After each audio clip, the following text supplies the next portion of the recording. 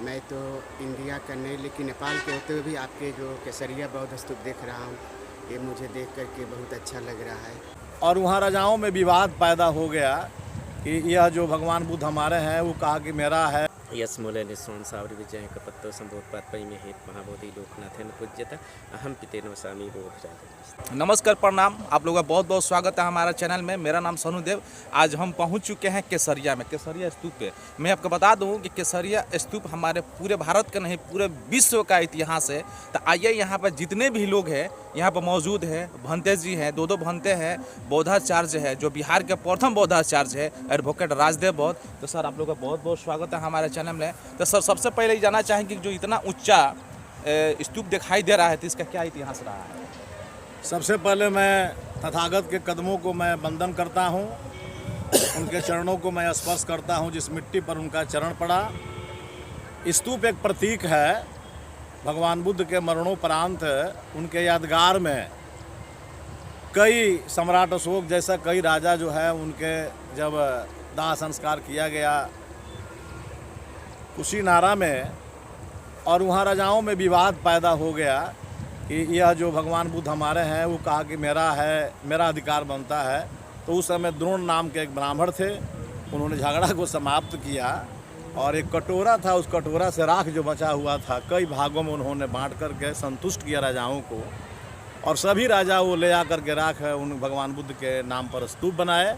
स्तूप होता है यादगार के रूप में, भगवान बुद्ध से संबंधित होता है ना, और ईंटा का बना होता है। और हो सकता है कि उसके नीचे खुदाई करा करके उनके जो भी शरीर के कुछ पार्ट हो रखा गया हो। तो यह केसरिया स्तूप भी उन्हीं में एक प्रतीक है।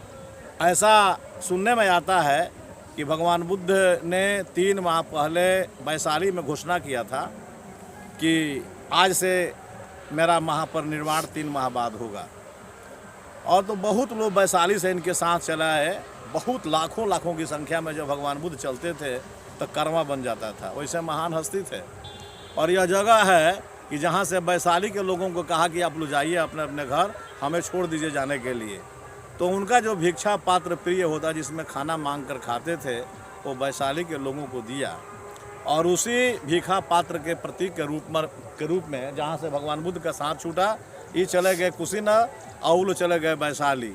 तो उसके यादगार में यह हमको सुनने में आता है, मैं तो पढ़ा नहीं हूँ, आना जानता हूँ, अभी विशेष बार हमारे पूज्य भंते जी हैं बताएंगे।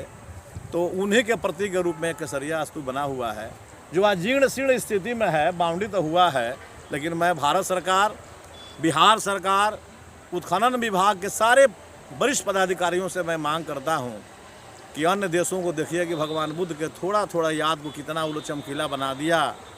और हम भारत के जिस मिट्टी में भगवान बुद्ध ने पैदा लिया था और विश्व शांति के लिए जो उपदेश दिया, तो यह कि एक बहुत बड़ा यह पर्यटन विभाग का क्षेत्र भी हो सकता है जहाँ से विश्व के लोग यहाँ आएंगे।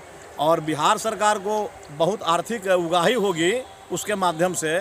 तो माननीय बिहार के मुख्यमंत्री जो प्योर बुद्धिस्ट हमको देखने में लगते हैं, तो उनसे मैं रिक्वेस्ट करता हूँ कि सत्ता आज है कल नहीं रहेगी, तो आपको सत्ता मिली हुई है, उस सत्ता का सदुपयोग कर करके जितना जल्दी हो सके केसरिया स्तूप को जीर्णोद्धार कराइए कि विश्व के लोग आए। और यह जो खंडहर बना हुआ है बहुत सुंदर दिखाई पड़ेगा।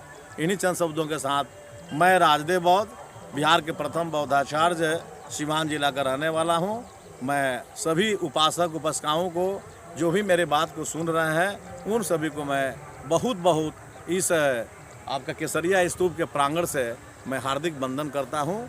नमो बुद्धाय। जय भीम, जय भीम, जय भीम। जय भीम सर। भंते जी, आप क्या कुछ कहना चाहिएगा? बंदाम चेतियम सबठाने सुपरितम शारीरिक धात महाबोधि बुद्ध रूपम सकलम सदा यस्मूले निस्वान सावरी विजय कपत्तो संबोधपात पई में हेत महाबोधि लोकनाथन पूज्यता अहम पितेन वसामी बोध। ये चैत्य पूजा हमारे यहाँ महत्वपूर्ण चैत्य पूजा है। हमारे यहाँ मूर्ति पूजा नहीं होती है, चैत्य पूजा होती है। इसलिए भगवान बुद्ध की ये 84 भागों में की जो एक अस्थि है यहाँ केसरिया बुद्ध बिहार में बुद्ध स्तूप पर स्थापित की गई है। इसलिए हमारे सबसे प्रणाम करने का ये जगह है केसरिया बुद्ध विहार, जो भगवान बुद्ध का बिहार में हर जहाँ जाएंगे वहाँ भी भगवान बुद्ध के पैर पड़े हुए हैं। उसमें से भगवान वैशाली से जब प्रस्थान किए तो ये केसरिया आए। केसरिया आने के बाद यहीं से आप वहाँ से जो वैशाली के लोग चलते चलते जब यहाँ तक आए और तब भगवान ने अपने पिंड पात्र देकर यहाँ से उपवास किए। इसी जगह पर पिंड पात्र की जगह पर ये केसरिया बुद्ध विहार सम्राट सर- अशोक द्वारा अरे सर, कुछ लोग जब इस तरह का ऊंचा देखता है लोग स्तूप को, तो लोग समझता है कि बीच ऊपर में बैठते होंगे बुद्ध भगवान है, नीचे उनका शिष्य लोग बैठते होंगे, या किस लिए उतना ऊंचा बनाया गया है? ये स्थूल होता है, स्थिल होता है, जहाँ भगवान बुद्ध की अस्थि पर ये बनाया जाता है। जैसे चैत्य वंदना हम लोग कहते हैं, एक तरह का समाधि है, समाधि ये है, समाधि इस मान तरह लीजिए। से बनाया जाता है, जिसमें जो आपके सामने स्तूप दिखाई दे रहा है, नीचे से ऊपर तक पूरे सभी कोणों पर ये भगवान की हर खाने जो दिखाई दे रहा है, प्रत्येक मूर्ति है। किसी का हाथ टूटा हुआ है, किसी की गर्दन टूटी हुई है। ये लगभग अभी इस समय का माप के द्वारा ये 50 मीटर तक ऊंचा होता था, जो आज खंडहर के रूप में दिखाई दे रहा है। जब इसका 2010 में इसकी पहचान की गई, उसके पहले लोग कहते थे कि ये टीला है, मिट्टी का टीला है। अब जब इसको उत्खनन हुआ, जब इसकी पहचान हुई, तो मालूम पड़ा कि ये स्तूप है, जो स्तूप है जो भगवान बुद्ध के अस्थि पर ये बनाए गए हैं। इसलिए केसरिया बुद्ध विहार हमारे लिए बहुत ही पूजनीय है और हम उनको वंदना करते हैं और बुद्ध की अस्थि की वंदना करते हैं। इसलिए इसी के साथ मैं अपनी चंद मिनटों में अपनी बात को समाप्त करता हूँ। साधु साधु साधु। साधु। साधु साधु। मैं इस यहाँ की मिट्टी देख करके, यहाँ का जो है वो तथागत की जो यहाँ की जो गुंबज है उसको देख करके मैं बहुत खुश हूँ। मैं तो इंडिया का नहीं लेकिन नेपाल के होते हुए भी आपके जो केसरिया बौद्ध स्तूप देख रहा हूँ, ये मुझे देख करके बहुत अच्छा लग रहा है। अब मैं यही प्रेरणा दूंगा और आप लोगों को भी दूंगा कि आप लोग